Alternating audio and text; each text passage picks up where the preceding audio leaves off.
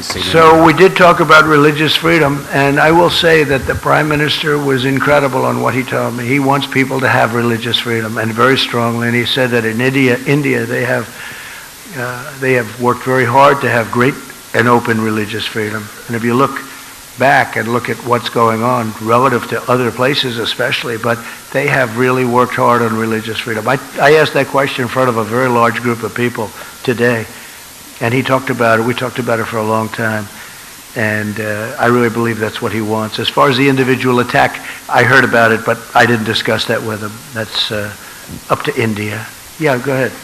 Some demonstrators, 9 deaths so far. A lot of different elements. We actually discussed the coronavirus, and at this moment, India doesn't have much of a problem, they feel. It wasn't expressed that they did, which is great.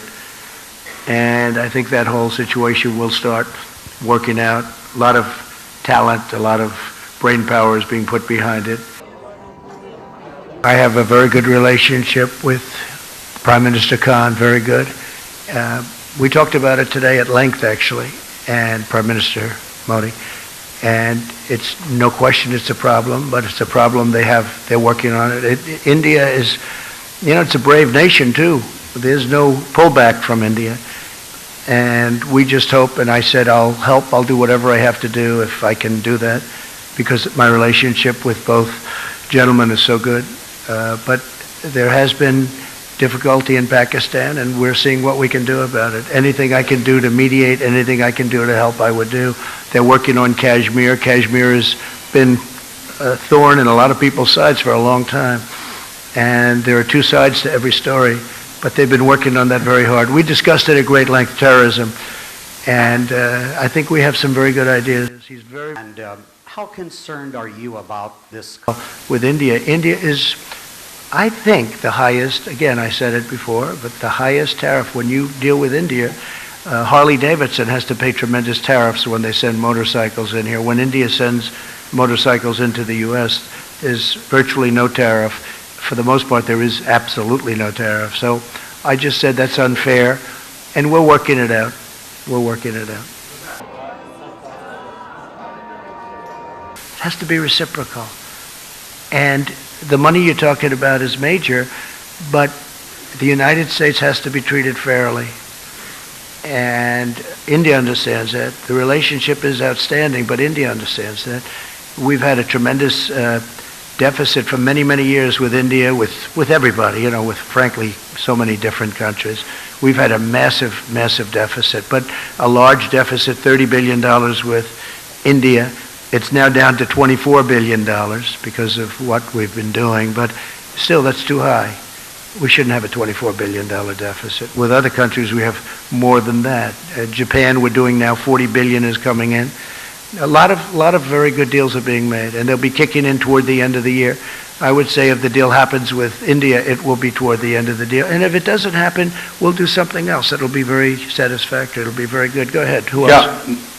President, my question is that you said at the time of the article... People are they're really happy to see that we're trying very hard. We'd bring it down to 8,600, and from there we'll make a decision as to what the final outcome would be. But there's been tremendous praise for the fact that we're doing something. Other administrations have tried to do something. In particular, the previous administration, for a long time, they were never able to get anything done. And B1. Have you been able to... Iran should do it. Iraq should do it. Syria should do it. We're in a different part of the world. We're doing it. Everybody says you're the only ones that can do it. Well, at some point, these other countries, Iran should do it. Iran hates ISIS, and they should do it. Tremendous player over the next, So there could be more stringent sanctions against Venezuela? There could be very serious sanctions. Or against the Indian companies continuing to what's happening in Venezuela is so sad. People are starving. Here's a case where a country was wealthy 15 years ago, and very wealthy 20 years ago. Very, very wealthy. The wealthiest in all of Latin, South America. The wealthiest, and by far, not even a contest. And when you look today, they don't have water, they don't have basic food, they have no medicine. It's incredible what's happened in Venezuela. No, We're watching Venezuela very closely. We don't like it. We don't like it. Not at all. Okay? News, and you're trying to get a peace deal. From any country. And I haven't been given help from any country. And if you see what CNN, your wonderful network, said, I guess they apologized in a way for, didn't they apologize for the fact that they said certain things that weren't true? Tell me, what was their apology yesterday? What did they say? Mr. President, I think our record on delivering the truth is a lot better than yours sometimes, Your if you record don't mind me is, saying. let me tell you about your record. Your record is so bad you ought to be ashamed of yourself. You have, whether or not they recuse themselves, both. I mean, look, Justice Ginsburg, during my campaign, you know, I protested at the time. She apologized in a very minor form.